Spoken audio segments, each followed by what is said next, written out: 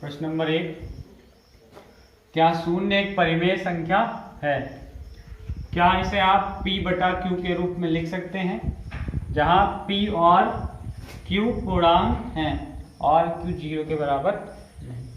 सबसे पहले तो हमें क्या पता होना चाहिए कि पूर्णांक क्या होते हैं, और फिर दूसरी चीज क्या पता होनी चाहिए, परिमेय संख्या क्या होती है। ठीक है, क्या क्या पता होना चाहिए, पूर्णांक क्या है और परिमेय संख्या क्या है।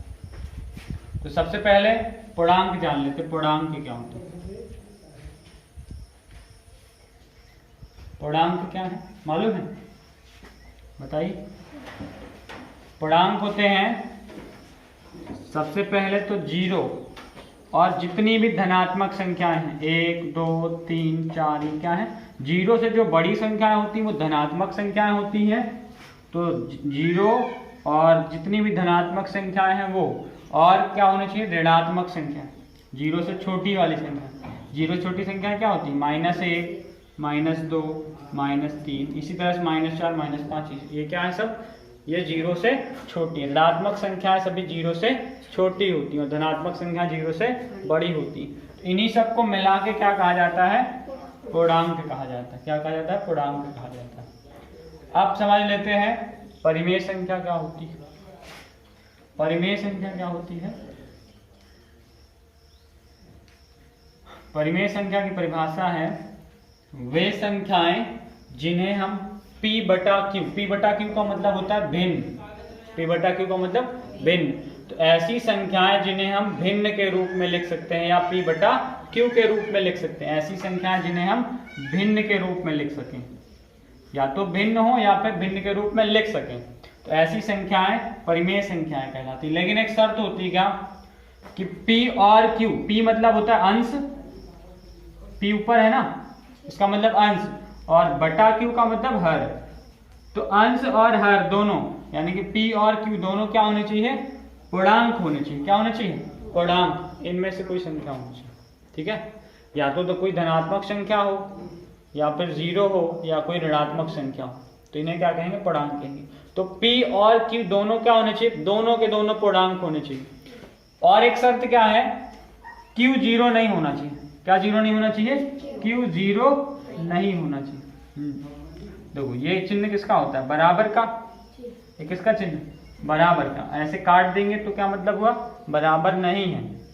बराबर ऐसे बराबर है और ऐसे मतलब बराबर नहीं है, तो ये बराबर नहीं है। क्यों बराबर 0 नहीं, इसका मतलब क्या है कि जो नीचे वाली संख्या है, यानी कि जो हर है, वो किसके बराबर नहीं होना चाहिए, 0 के बराबर नहीं होना चाहिए। यानी कि नीचे 0 ना आए। कहाँ 0 ना आए, नीचे 0 ना आए। 0 पूर्णांक है, 0 तो पूर्णांक है ना, तो ऊपर नीचे दोनों पूर्णांक आना चाहिए। लेकिन यहाँ पे शर्त है, परिमेय संख्या हम तभी कहेंगे जब नीचे 0 ना आए और p और q दोनों क्या हो, पूर्णांक। अंश भी पूर्णांक हो, हर भी पूर्णांक हो। ऊपर 0 आ सकता है, 0 कहाँ नहीं होना चाहिए, नीचे 0 नहीं होना चाहिए, ये शर्त है। समझ में आ गया। चलिए अब समझते हैं सवाल। सवाल में दिया है क्या शून्य की बात कर रहे हैं, ये क्या ये परिमेय संख्या है। हमें ये तो पता है कि शून्य क्या है, पूर्णांक है। शून्य क्या है, पूर्णांक है। लेकिन क्या ये क्या कह सकते हैं कि परिमेय संख्या, शून्य परिमेय संख्या कह सकते हैं, शून्य को परिमेय संख्या कह सकते हैं। देखो शून्य हो गया, इसे हमें दिखाना है कि ये परिमेय संख्या। हम किसी भी संख्या के नीचे क्या लिख सकते हैं, 1 लिख सकते हैं। किसी भी संख्या के नीचे क्या लिख सकते हैं, 1 लिख सकते हैं। अब ये बताओ ये क्या है, अंश, और ये क्या है, शर्त क्या थी, परिमेय संख्या कब होगी, जब अंश और हर दोनों क्या हो, पूर्णांक हो। अंश और हर दोनों क्या होनी चाहिए, पूर्णांक होनी चाहिए। तो चेक कर लो, 0 पूर्णांक है, हाँ है। 1 पूर्णांक है, हाँ है। लेकिन शर्त क्या थी कि नीचे क्या ना हो, 0 ना हो। नीचे q 0 ना हो या हर 0 ना हो। तो यहाँ पे क्या 0 है, नहीं है ना। इसका मतलब ये क्या है, ये 0 क्या है, हम कह सकते हैं। अतः देखो यहाँ पे लिख देंगे p और q दोनों पूर्णांक हैं पूर्णांक नहीं, बताओ। p भी पूर्णांक है, p का मतलब अंश, q का मतलब हर। p और q दोनों पूर्णांक है, और क्या नहीं, बताओ, क्यू जीरो नहीं, क्यू जीरो नहीं, हर जीरो के बराबर नहीं है। तो अगर ऐसी कंडीशन है तो हम कह सकते हैं कि ये संख्या क्या है, परिमेय संख्या है। तो हम लिख देंगे हाँ जीरो एक परिमेय संख्या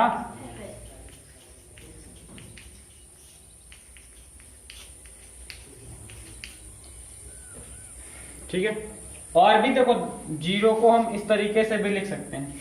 जीरो को और क्या क्या लिख सकते हैं, 0/1 तो लिख ही सकते हैं, 0/2 भी लिख सकते हैं, 0/3 लिख सकते हैं, 0/4, जीरो के नीचे हम कुछ भी लिख सकते हैं।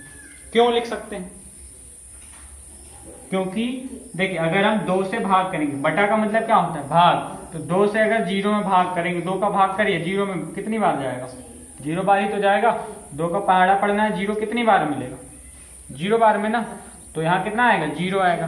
3 का पहाड़ा कितनी बार पढ़े कि 0 आ जाए, 0 बार है ना। तो जब 3 से 4, देखिए सवाल नंबर 2, 3 और 4 के बीच 6 परिमेय संख्याएं याद कीजिए। परिमेय संख्या तो जानी क्या है, ऐसी संख्याएं जिन्हें हम भिन्न के रूप में लिख सकें। परिमेय संख्या का मतलब ऐसी संख्याएं जिन्हें हम भिन्न के रूप में लिख सकें। तो परिमेय संख्या को आप भिन्न भी कह सकते हैं, ठीक है, लेकिन उसकी कुछ शर्तें हैं, है ना।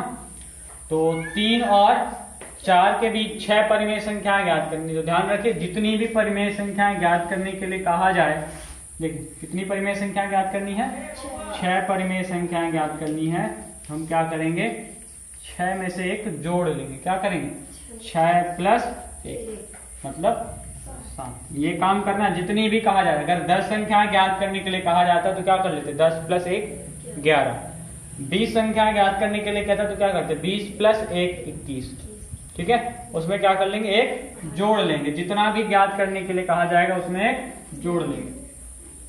अब क्या करेंगे, यहाँ पे किसके किसके बीच ज्ञात करना, 3 और 4 के बीच में, 3 और 4 के बीच में हमें क्या करना है, इसमें यहाँ जो संख्या आई है 7 का ऊपर गुणा और 7 का नीचे, मतलब 7/7 लिख देना, गुणे 7/7। क्यों ऐसा कर रहे हैं, गुणा करवा देते बस, इसलिए करवा रहे हैं ऐसा कि इसके मान में कोई प्रभाव ना पड़े, 3 और 4 के बीच ही निकले। देखिए हमने 7 का गुणा किया है, 7 से अगर भाग कर देंगे तो कितना आएगा, 3 ही तो आएगा। यहाँ ऊपर 7 है, 7 से 7 तो कट जाएगा ना, कितना बचेगा 3। इसलिए ऐसा हम करवा रहे हैं कि इसके मान में कोई प्रभाव ना पड़े। अब ऊपर कितना हो जाएगी, 7 × 21/7। उधर क्या आएगा, 7 चौको 28/7। अब आराम से हम 6 संख्याएं लिख सकते हैं। 21 के बाद क्या आएगा, 21 के बाद 22/7, नीचे वही लिखना, फिर 23/7, फिर 24/7, फिर 25/7, फिर 26/7 और लास्ट में 27/7। अब तो आएगा नहीं कुछ, आगे 28/7। ये जो संख्याएं बीच में आई, कितनी संख्याएं गिनो है, 6 संख्याएं। तो ये 6 संख्याएं कैसी संख्याएं हैं, 3 और 4 के बीच की संख्याएं, 3 और 4 के बीच की संख्याएं। अगर आपको चेक करना है कि 3 और 4 के बीच में ही है कि ऐसी फर्जी लिखा हुआ, तो क्या कर सकते हैं, भाग कर सकते हैं। 22 में 7 का भाग करेंगे, 22 में 7 का भाग करेंगे, भाग करके चेक कर ले, ऐसे कर ले भाग। 7 × 21, कितना बचा, 1 बचा।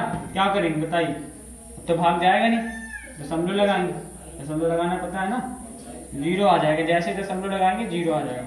फिर 7 से भाग करेंगे, इसमें कितनी बार आ जाएगा, सॉरी 7 ही करना, तो कितना आ गया 3.1 है। 3 से बड़ी, 3 से बड़ी नहीं, 3.1, 3 से बड़ी संख्या है, 3 से ये बड़ी है, 3.1 कितना बड़ी है, 0.1 बड़ी है। और ये 4 से छोटी है, 3 से बड़ी है और 4 से छोटी है, ठीक है। तो इसी तरह से आगे भी चेक करेंगे तो 3 और 4 के बीच में ही संख्याएं निकलेंगी, ठीक है। तो ये सभी संख्याएं 3 और 4 के बीच की संख्याएं, और कैसी संख्याएं हैं, परिमेय संख्याएं, ठीक है। सभी देखो परिमेय संख्याएं, ठीक है।